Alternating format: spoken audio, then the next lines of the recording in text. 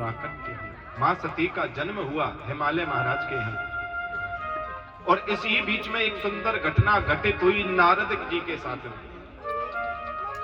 सभी प्रेम से बैठ जाएंगे, बोलो हर हर। इसी बीच में बड़ी सुंदर घटना घटित हुई, किसके साथ?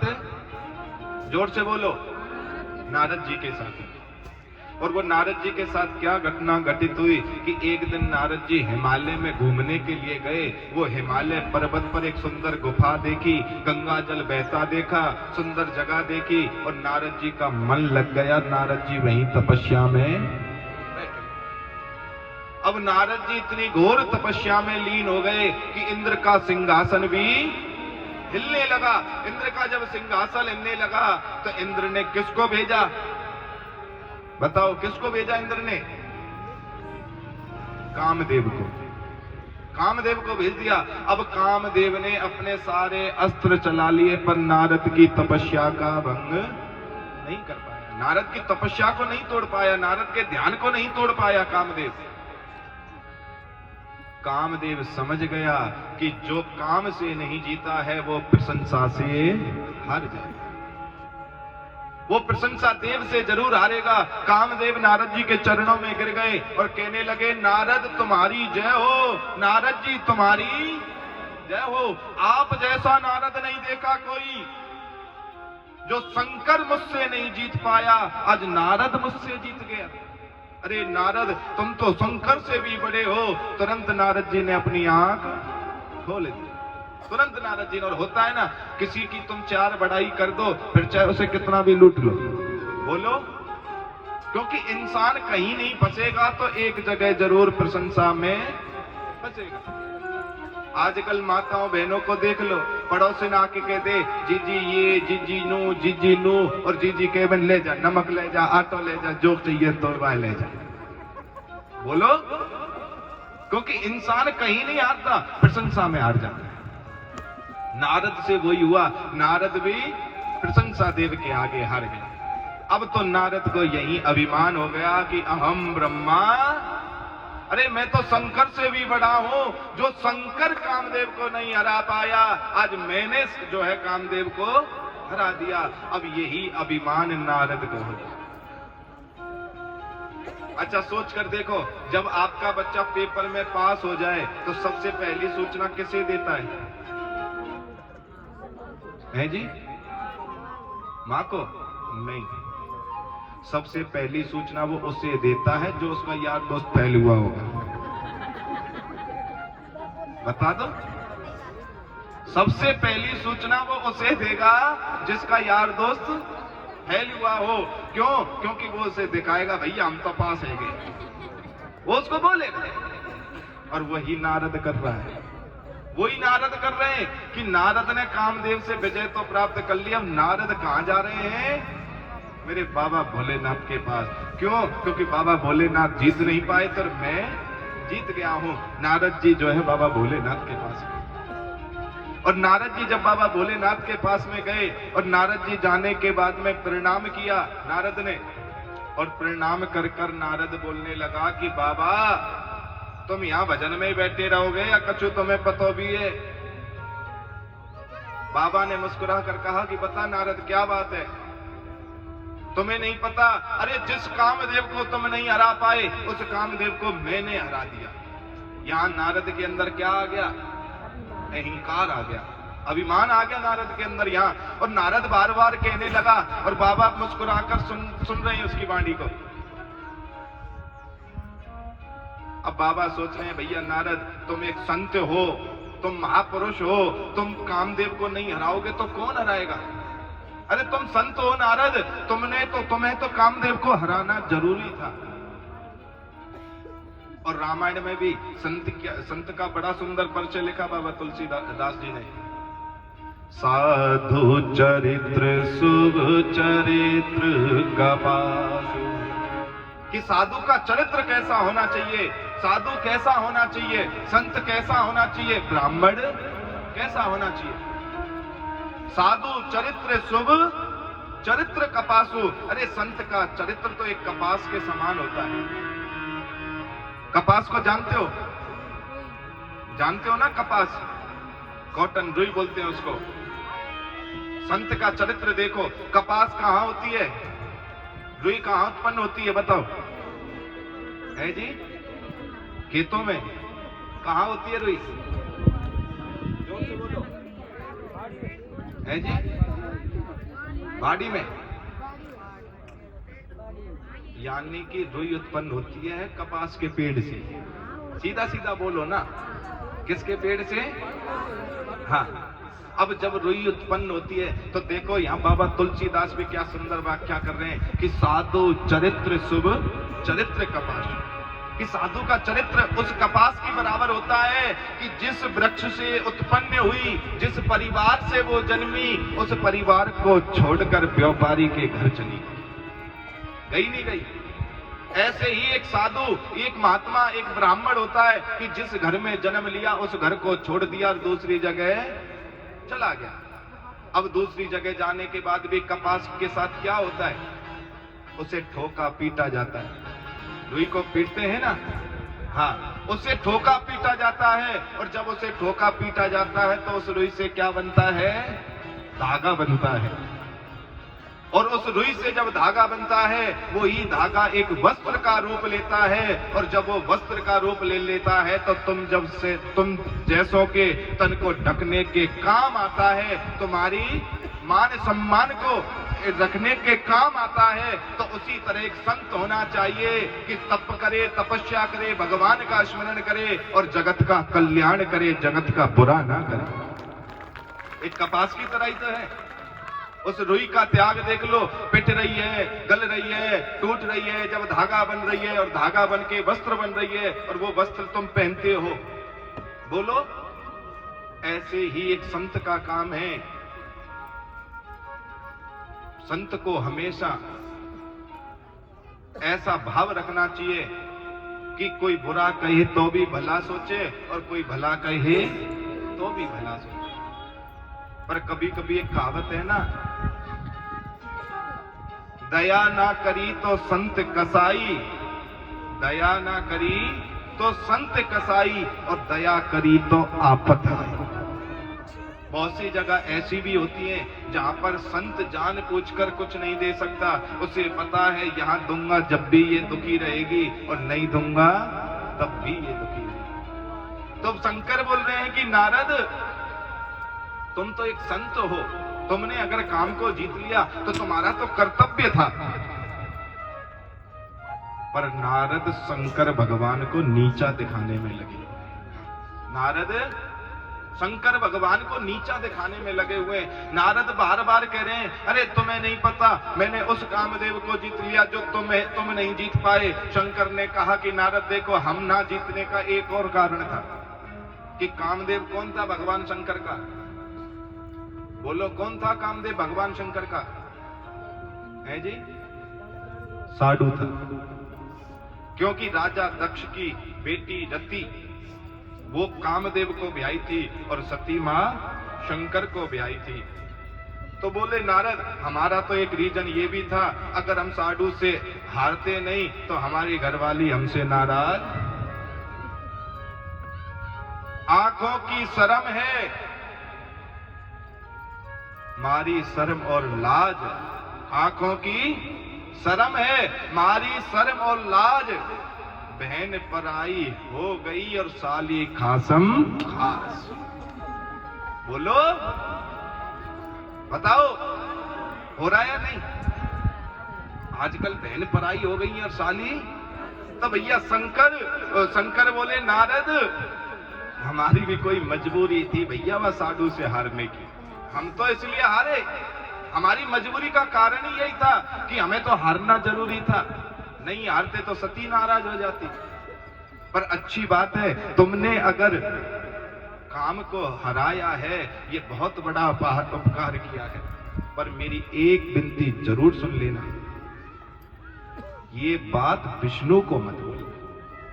मुझे तो बोल रहे हो, पर ये बात विष्णु को मत बोलना। क्यों? क्योंकि विष्णु के आगे ये बड़ाई मत करना, विष्णु के आगे मत बोलना। शंकर भगवान नारद को कह रहे हैं, हम नारद के मन में एक ही प्रश्न आ रहा है, कि इसका मतलब बाबा मेरी तरक्की से जल रहे। होता है ना, किसी को अच्छी राय दे दो आप, मजाल जो ले जाए, किसी मैयाओं की या किसी की लड़ाई हो रही हो और बेचारी कोई पड़ोस से ना आकर बीच में कह देना जी जी क्यों लड़ रही हो, तू और स्वाद लेने आ गई। बोलो, मतलब आज के समय किसी को अच्छी राय दोगे उसे भी वो उल्टा ही लेगा, उल्टा ही समझेगा वो। तो वो नारद यही सोच रहा है। भगवान शंकर कह रहे हैं नारद तुम एक संत हो, और तुम जब एक संत हो तो तुम्हें ये शोभा नहीं देता है। भगवान शंकर बार बार समझा रहे हैं पर नारद की समझ में नहीं आ रहा, नारद के बिल्कुल समझ में नहीं आ रहा। भगवान शंकर फिर भी मस्त होकर बैठे हैं, उन्हें कोई फर्क नहीं पड़ रहा है। उनकी कोई बेइज्जती कर रहा है तो शंकर को कोई फर्क नहीं पड़ रहा, और कोई उनकी अगर बेइज्जती नहीं कर रहा है तो भी उस शंकर को कोई फर्क नहीं पड़ रहा। शंकर भगवान तो अपने ध्यान में लीन है, कहने दो जो कुछ भी कह रहा है, क्योंकि शिव महापुराण की कथा कहती है संत और ब्राह्मण इसको दिन में 1000 माला का जप कम से कम करना चाहिए। कितना? 1000 मालाओं का जप कम से कम करना चाहिए। 1000 मालाओं का जप करेगा तो अपने तप को, अपनी पवित्रता को बनाए रखेगा। पर तुलसीदास बाबा ने तो तुम सबके लिए लिख दिया, एक घड़ी आदि में बुनियाद, कि तुम सबके लिए तो इतना कह दिया बाबा तुलसीदास ने कि चाहे भैया एक घड़ी कर ले या उसमें से भी आधी कर ले या उसमें से भी आधी और उसमें से भी आधी कर ले, पर जिस समय करे तो उस समय समझ ले तू शंकर की और शंकर तेरा। ऐसा भजन करो, ऐसा तप करो। मैंने बताया ना आपको कि मैया झाड़ू लगाते लगाते स्तुति हनुमान चालीसा पढ़ती रहती हैं। ये शास्त्रों में लिखा हुआ, शिव महापुराण में लिखा हुआ है, जिस देवी देवता की तुम पूजा करोगे 40 मिनट के लिए तुम्हारे द्वार वो रोज जरूर आएगा। कितनी देर के लिए? 40 मिनट के लिए। पर तुम झाड़ू लगाते लगाते कहो जय हनुमान ज्ञान गुण सागर। अब हनुमान जी आ गए, हनुमान जी आ गए तो कह रहे हो जय हनुमान ज्ञान गुण सागर, जय कपीश 3। अब वो 3 की जगह कह रही है कि पड़ोसी उजागर। अब ध्यान गया पड़ोसी के घर पे। अब वो झाड़ू भी छोड़ दी और वो हनुमान चालीसा भी रोक दी और पड़ोसी से बात करने लग गई। अब हनुमान जी का दा लेके खड़े हैं कि कभी पूरी करो कब मैं जाऊं। अब बेचारे हनुमान जी दुखी हैं। हनुमान जी गदा लेके खड़े और मैया जो है पड़ोसन से लग रही है। अब मैया ने अचानक याद आया, ओह राम राम राम राम, मेरी तो हनुमान चालीसा रह गई। मैया दोबारा से लग गई, राम दूत अतुलित बल धामा अंजनी पुत्र पवन सुत नामा। इतनी देर में पता चला पोता रो रहा है। अब तो मैया पोते को लेकर चली गई, उसे खिला रही है। हनुमान जी कह रहे हैं मैया मोह माफ कर, दूसरे घर में भी जानो या हनुमान चालीसा है तो पूरी कर ले। तो ऐसा भी नहीं करना है ठाकुर जी के संग। मैंने बताया ना, कभी कभी भगवान भी तुमसे दुखी हो जाते हैं। जब बार बार तुम परमात्मा को दुखी करोगे ना तो भगवान भी कहते हैं जब तुम मंदिर की ओर जाओगे या भगवान की ओर जाओगे तो वो तुम्हें देखते ही भागेगा। पहले बन ये फिर आ गई, फिर जो है ऐसे ही अटका के खड़ी करेगी। कभी कभी तो भगवान भी सोचता भैया ऐसे भक्तों को तो दूर ही रखो, ऐसे भक्तों की मुझे जरूरत नहीं है, क्योंकि परमात्मा को भाव की जरूरत है। 1 मिनट करो, 1 सेकंड करो, पर उस समय पर इतनी भक्ति करो, उस समय ये सोचकर करो। पहले सोचो शादियां होती थी, पहले लड़की देखने जाते थे, पहले लड़के को लड़की भी नहीं दिखाते थे। घर का एक बंदा गया, रिश्ता कर दिया, छुट्टी, होता था ना। उसके बाद थोड़ा समय चेंज हुआ, और जब वो समय चेंज हुआ तो क्या होने लगा कि लड़के वाले गए, लड़की चाय लेकर आई, और चाय लेकर आने के बाद वो चाय देती, बस इतनी चाय में ही देख लेते एक दूसरे को, रिश्ता पक्का हो गया। और आजकल क्या हो रहा है बोलो? हाँ, पीछे वाली जी जियो बोलो, क्या हो रहा है आजकल? आज कल हो रहा है, सबसे पहले तो होटल करेंगे या कोई पार्क ढूंढेंगे या कोई बढ़िया जगह ढूंढेंगे, लाखों हजारों का खर्चा करेंगे, जब लड़का लड़की को दिखाएंगे और देखो बाबा की कोई कृपा हो गई तो वही नंबर आदान प्रदान हो जाएंगे ना। और नंबर आदान प्रदान जब वहीं हो जाते हैं, होने के बाद में फोनों पे फिर रात के 2-2 बजे तक बात होनी शुरू हो जाएंगी। क्या बजे तक? 2-2 बजे तक। अब वो 2-2 बजे तक जिनकी बात होनी शुरू हो जाती है तो शिव महापुराण की कथा कहती है कि उनके तलाक में भी 2 ही बज जाते हैं। बोलो, अरे पहले शादी होती थी, लड़का भी ना देखे या लड़की भी ना देखे, वो शादियां जीवन भर चला करती थी, 7 जन्म का रिश्ता होता था। और आजकल की मैया, आजकल की बेटियां तो सोचे भाई ये जन्म पूरा हो जाए, अगले की तो जरूरत ही नहीं। बोलो, इस जन्म में भारी पड़ गई बात। तो आज के समय का रिश्ता ज्यादा अच्छा या उस समय का रिश्ता ज्यादा अच्छा? उससे थोड़ा बीच का भी ठीक था, वो चाय तक का। और अब जो ये चल गया है ना मैया, ये रिश्ता कभी नहीं टिकता है, कभी भी ये रिश्ता कभी भी नहीं टिकता है। इसीलिए भगवान की भक्ति इस तरह की मत करना, तीसरे रिश्ते की तरह की, ये ज्यादा देर नहीं टिकेगी। किस तरह की करना? ना उसे तुमने देखा ना उसे तुमने देखा और वो भी पक्का हो गया। ऐसे ही शंकर से कहते ना मैंने तुझे देखा ना तूने मुझे देखा, पर तू मेरा हो गया, तू मेरा हो गया और मुझे कुछ नहीं चाहिए। बोलिए शंकर भगवान की, बोलिए आशेश्वर महादेव की। तो इसीलिए रामचरित्र मानस कह रही है, एक घड़ी आदि में दुनिया। अरे 4-4 घंटे तुम भगवान के जप में बैठे रहो, क्या फायदा उससे? 4-4 घंटे तुम तपस्या, यही नारद को कह रहे हैं बाबा कि तूने भजन तो किया, तूने तप किया, पर उस तप में तेरे अहंकार आ गया, ये नारद कोई काम का नहीं। अरे 4-4 घंटे तुम भगवान के उसमें बैठे रहो, फिर भी तुम्हें परमात्मा से प्रेम ना हो तो तुम्हारा जीवन व्यर्थ है। उस ठाकुर से जब तक तुम्हारा लगाव नहीं लगेगा, उस बाबा शंकर से तुम्हारा जब तक लगाव नहीं लगेगा, तो फिर तुम्हारी भक्ति व्यर्थ है। 4 घंटे की जगह 4 मिनट बैठ, 4 मिनट की जगह 4 सेकंड बैठ, और चाहे 4 सेकंड की जगह 4 पल बैठ, पर उस समय पर ऐसे बैठ जा कि ना जी भर के देखा ना कुछ बात की, बड़ी आरज़ू थी मुलाकात कि हे बाबा मैंने तो तुझे देखा भी नहीं, पर मेरे दिल की इतनी आरज़ू थी कि मैं तो बस तेरे पास दौड़कर चली आऊं, तेरे पास दौड़कर चली आऊं। क्योंकि बिना भाव के परमात्मा नहीं मिला करते, बिना भाव के कभी ठाकुर नहीं मिला करते। बाबा भोलेनाथ से एक ही बात कह दो कि हे भोलेनाथ, आज के बाद मैं भक्ति करूंगी तो उस समय पर इतनी लीन होकर करूंगी जिसकी कोई सीमा। वो पाखंड वाली भक्ति मत करना कि मंदिर में भी जल चढ़ाने जाओ तो देखो कि पड़ोसिन क्या पहन कर आई है। बोलो जी जी, तुम्हारा मैंने कहा ना मैं एस्ट्रोलॉजर हूं, तुम्हारे चेहरा बता देता है तुम क्या क्या कर रहे हो।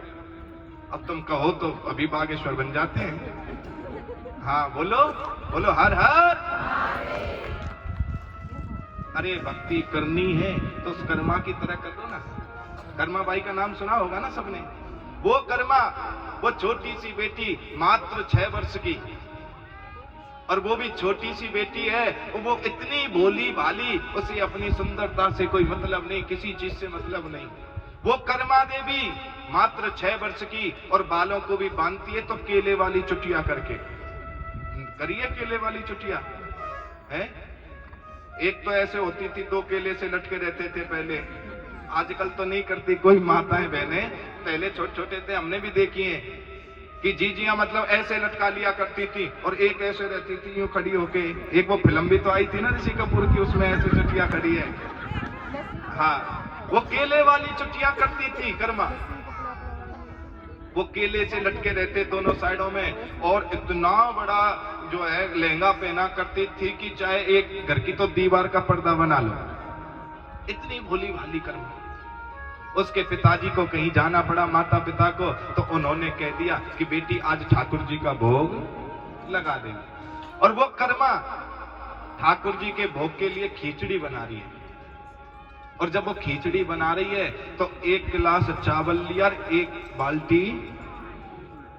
एक गिलास चावल लिया, एक बाल्टी पानी डाल दिया। अब बेचारी 10 बजे से बनाना शुरू किया, शाम के 3 बज गए। वो चावल तो क्या बन गया? कपड़ों पे क्या लगाते हैं तुम चावल का? है जी, बस वही बन गया। वो कर्मा सुबह से लगी रही, 3 बज गए, पर वो एक गिलास चावल का एक बाल्टी में दिखे। बेचारी दौड़ कर गई, पड़ोसिन के घर गई, पूछ कर आई कि जी मेरे पिताजी ड्यूटी लगा के गए ठाकुर जी का भोग लगाने को, मैं तो खिचड़ी बनाने चली, मुझे तो खिचड़ी भी बनानी नहीं आती। पड़ोसिन ने कहा कि 1 गिलास चावल ले ले और 4 गिलास पानी डाल दे और उसमें 1 कटोरी दाल डाल दे, नमक मिर्च डाल दे और तेरी खिचड़ी बन जाएगी। अब तुम भी सीख लो खिचड़ी बनाना। हाँ, आती है या नहीं आती? 1 गिलास सिखा रही है ना सिम्हा पुराण की कथा। देखो खिचड़ा बनाना भी सिखा रही है सिम्हा पुराण की कथा। और क्या चाहिए बताओ? 1 गिलास पानी कितना और दाल कितनी? वो कर्मा खिचड़ी बना रही है। अब पानी और गिलास तो देख लिया, कहीं अब ऐसे मत करना कहीं नमक का ही डब्बा पूरा डाल दो कर्मा की तरह। हाँ, वो कर्मा खिचड़ी बना रही है। और कर्मा जब खिचड़ी बना रही है तो 3 बजे बनाना शुरू किया, 4 बजे तक प्रसाद तैयार।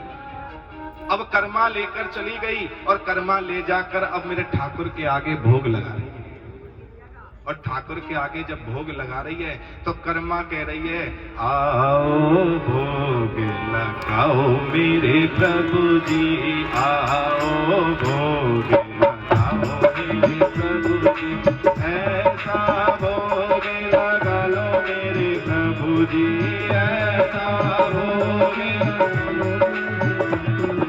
सब अमृत हो जाए मेरे प्रभु जी, सब अमृत हो जाए मेरे। इतना ही बोला कर्मा ने कि तुरंत कर्मा ने इतना ही बोला कि भगवान प्रकट हो गए। 6 वर्ष की कर्मा और 4 वर्ष के मेरे ठाकुर जी कर्मा के बगल में प्रकट हो गए। अब कर्मा के जब बगल में प्रकट हो गए, वो थाली रखी थी, अब मेरे ठाकुर जी ने वो थाली अपनी ओर खींच ली और उसमें से खिचड़ी, जैसे ही वो खिचड़ी खाने लगे कर्मा ने तुरंत हाथ रोक लिया। मन रोक, कौन है तू? कर्मा पूछ रही है, कौन है तू? बोली, हम तेरे ठाकुर जी, हम तेरे कन्हैया, हम तेरे कृष्ण। बोली, काय का कृष्ण? कौन सा कन्हैया? अच्छा, तू अगर कृष्ण है तो बता तेरे बाप को क्या नाम है?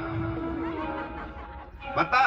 6 वर्ष की कर्मा भगवान से बात कर रही है और कह रही है, बता तेरे बाप को क्या नाम है? भगवान कृष्ण ने कह दिया, वसुदेव नंदन कृष्ण है, हम वसुदेव के पुत्र। कर्मा ने हाथ पकड़ा और कहा कि भग जा, नहीं तो बहुत माल लगा। बोला, क्यों?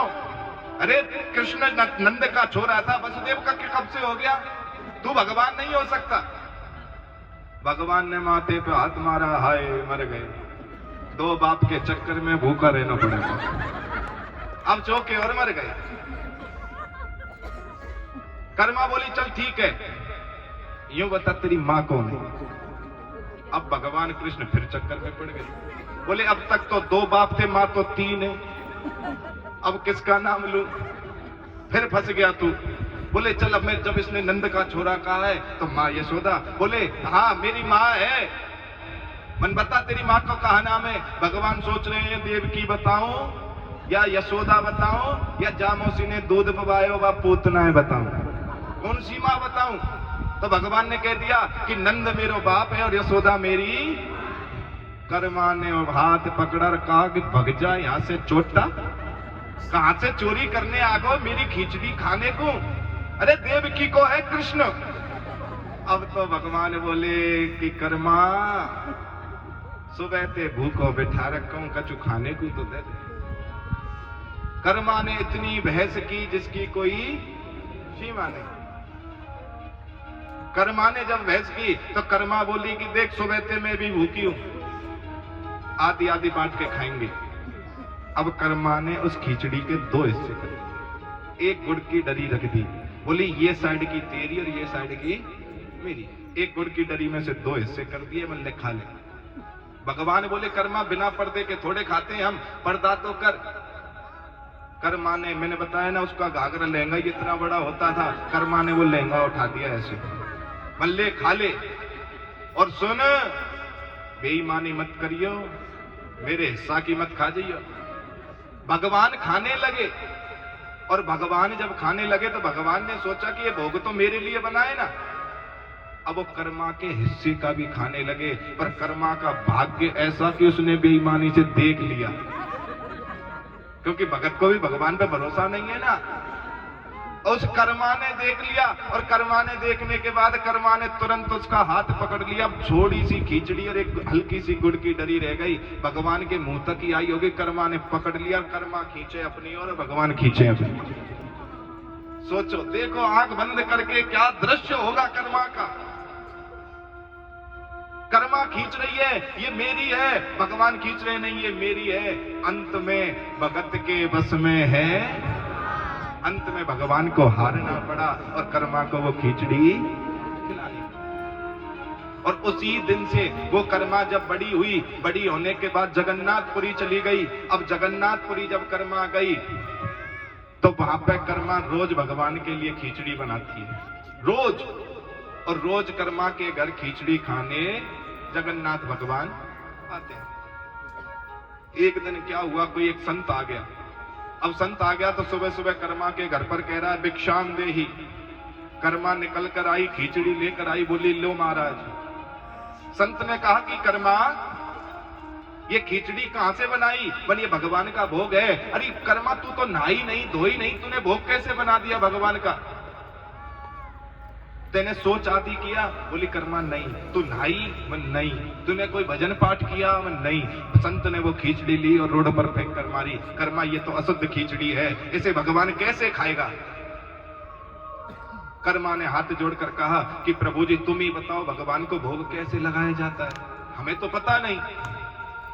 संत ने कहा कि कर्मा सुबह जग, सोच इत्यादि कर, फिर स्नान कर, फिर भगवान का भजन कर, फिर भजन संध्या कर, फिर भगवान के गोपाल सहस्रनाम का पाठ कर, फिर भगवान के लिए प्रसाद बना, और जब भगवान का भोग लगा। अब तो कर्मा ने सुबह वही नियम शुरू कर दिया।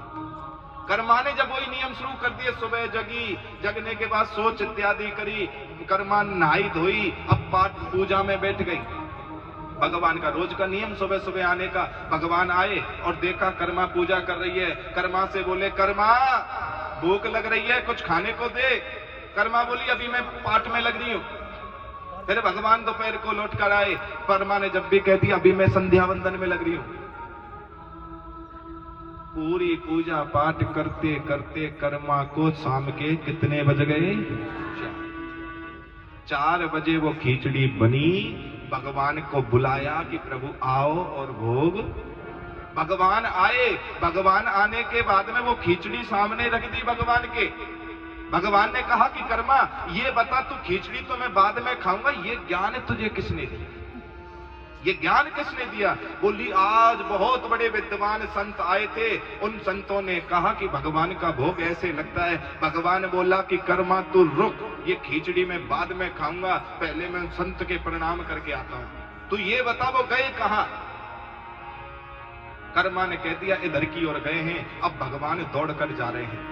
अब संत जी आगे आगे जा रहे थे और भगवान पीछे पीछे आए। भगवान ने जाके पीछे से खींच के एक ही थपाड़ा दिया उस संत में, और संत एकदम चक्कबक बोला कौन है कौन है कौन है? भगवान बोले तेरा बाप जगन्नाथ हूं, मैं तेरा बाप जगन्नाथ हूं। पहले जा व कर्मा से कहे कि तो पे जैसी खिचड़ी बने वैसी बना, इन ज्यादा चक्कर में मत पड़। मुझे भाव चाहिए, मुझे दिखावा नहीं चाहिए। और तू जाएगा जब भी वो मानेगी नहीं तो वो मानेगी नहीं। आज 4 बजे तक तूने भूखा मार दिया मुझे। वो संत आए, संत ने आके कर्मा के चरण छुए, कहा कि कर्मा तुझे जैसा भोग लगाना है बेटी लगा, तेरा तो भोग स्वीकार जगन्नाथ रोज कर, तुझे जो भोग लगाना है लगा। और आज भी जगन्नाथपुरी में खिचड़ी बनती है, बिना नहाए धोए बनती है, झूठे मुंह बनती है। और कहते हैं जिस दिन कर्मा मरी उस दिन जगन्नाथ की जो लकड़ी की मूर्ति है 1 महीने तक गीली रही थी, क्योंकि भगत के लिए तो भगवान भी रोता है, भगत के लिए भगवान भी रोता है। इसीलिए बार बार कहता हूं भक्ति करो तो ऐसी करो कि तू है भोला मेरा, मैं दीवानी तेरी, और नहीं तो तुम्हें कुछ करने की जरूरत नहीं है। अरे भजन करोगे जभी तो भोला मिलेगा, बोलो भजन करोगे जभी तो भोला मिलेगा। काहे बटोरे कंकर पत्थर, काहे बटोरे कंकर पत्थर, काहे बटोरे कंकर पत्थर, जब हीरा मिले कोई दो,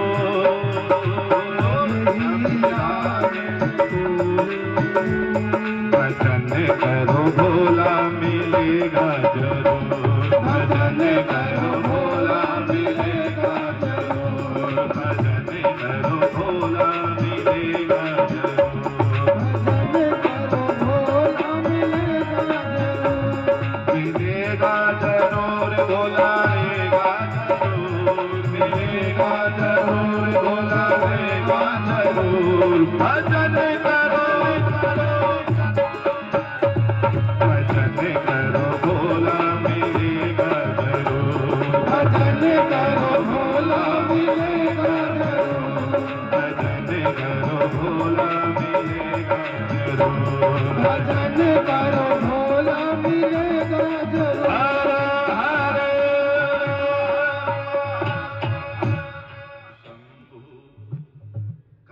बटोरे कंकर पत्थर, जब मिले तुझे कोई भजन करो भोला मिलेगा।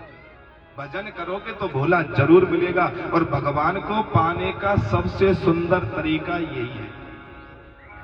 भगवान को पाने का ना तो छल रखो, ना कपट रखो, ना मोह रखो, ना माया रखो।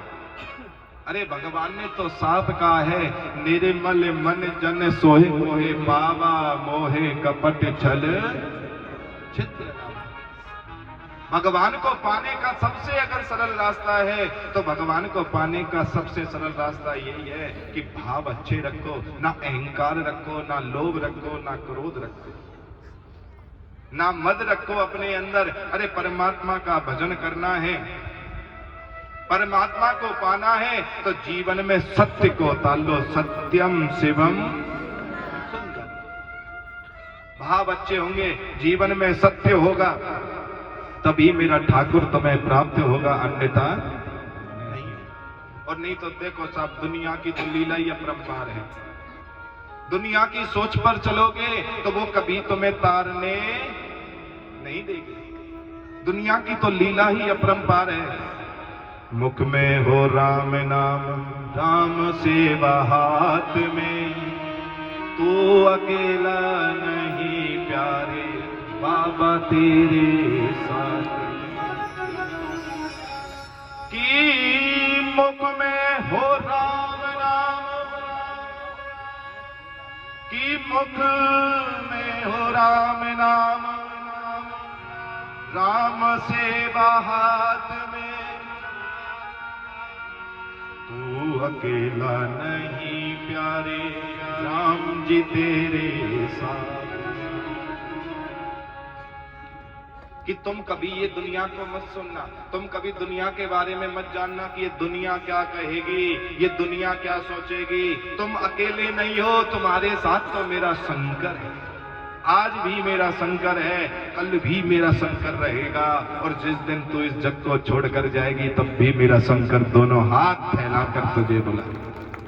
बोलो हर हर तो इसीलिए कहता हूं, मुख पे हो राम नाम, राम सेवा हाथ में, तू अकेला नहीं प्यारे, राम तेरे साथ। कि तुम अकेले नहीं हो, राम जी मेरे बाबा भोलेनाथ तुम्हारे साथ में है।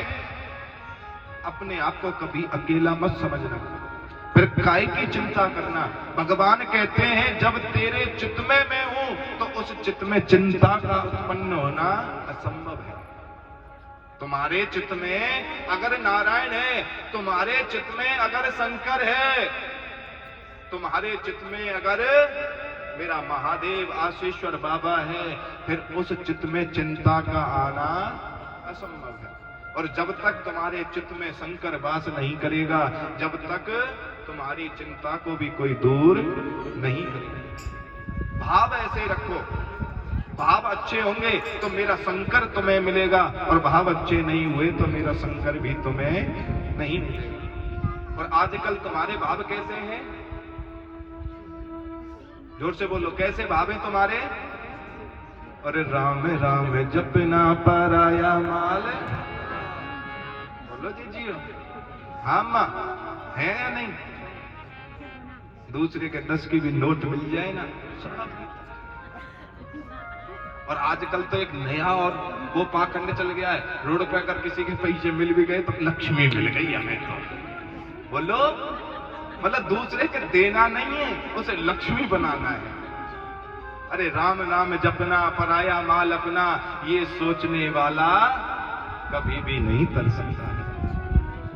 मुख में राम बगल में, समझ गए क्या लीला है? ऐसा भाव नहीं चाहिए। भगवान कैसे मिलेगा आपको? भगवान तुम्हें तुम्हारे भाव से मिलेगा, बिना भाव के नहीं मिलेगा। अहंकार नहीं, लोभ नहीं, क्रोध नहीं, तो समझ लेना मेरा संकट तुम्हारे साथ है। और जिस दिन अगर ये चीजें उत्पन्न हो गई, उस दिन मेरा बाबा तुम्हारे साथ नहीं होगा। यही नारद से हो रहा है। नारद अहंकार कर रहा है, नारद शंकर को नीचा दिखाने की कोशिश कर रहा है।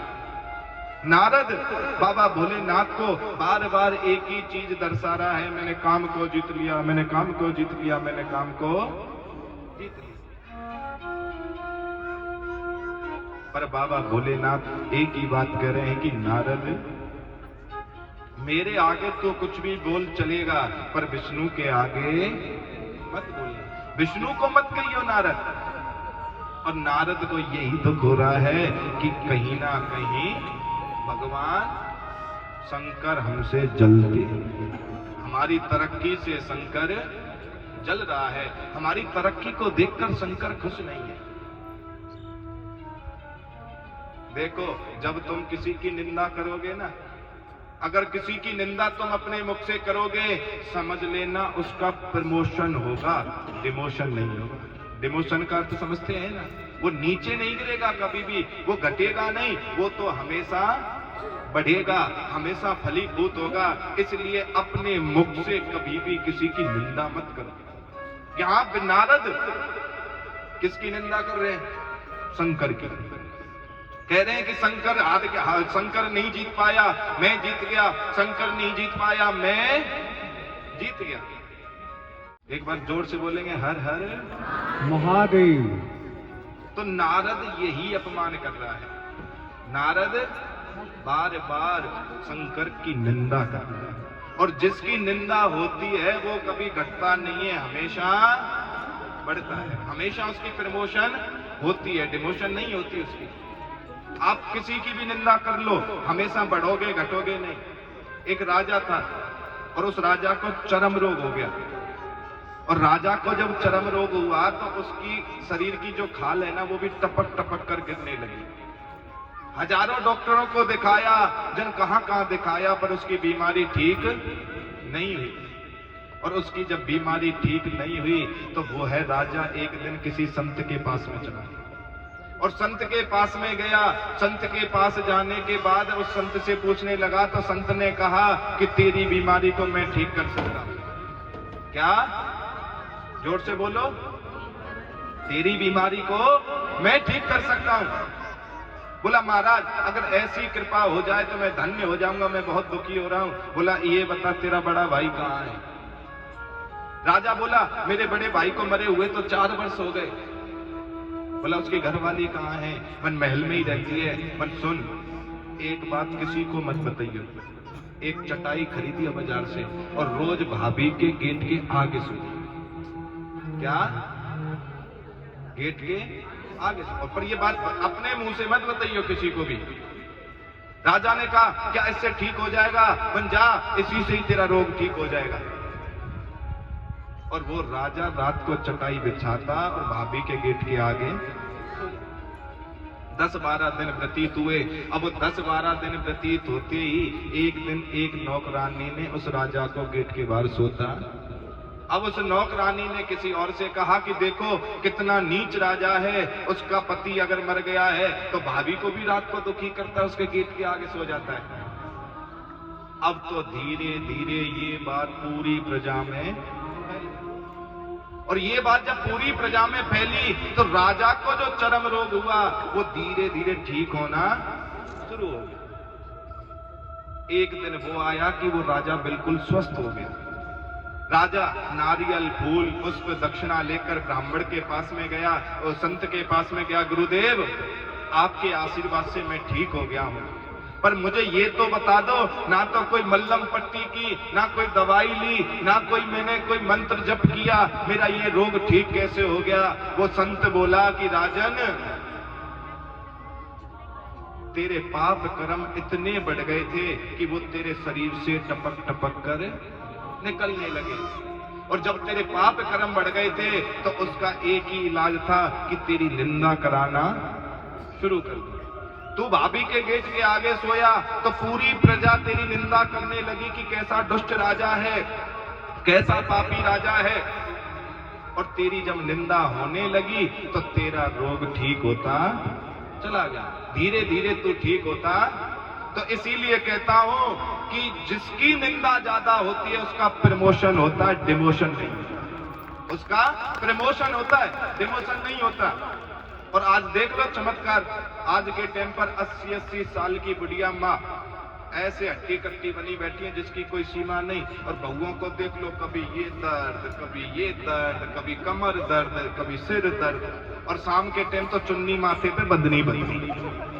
बता दो, बोलो, सास इतनी हट्टी कट्टी डोल रही है और बहू माथा बांध रही है, कभी डाइक्लोविन प्लस, कभी जन क्या क्या गोली ले रही है।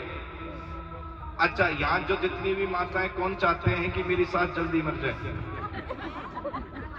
बोलो, बताओ जी जी, कौन चाहते हो मेरी सास जल्दी मरे? है जी? अब चाह तो सब रहे होंगे पर हाथ नहीं खड़ा करना तो बात अलग है। बोलो हर हर। आज मैं आपको मंत्र बता देता हूं, आज सुनो, बोलो हर हर महादेव।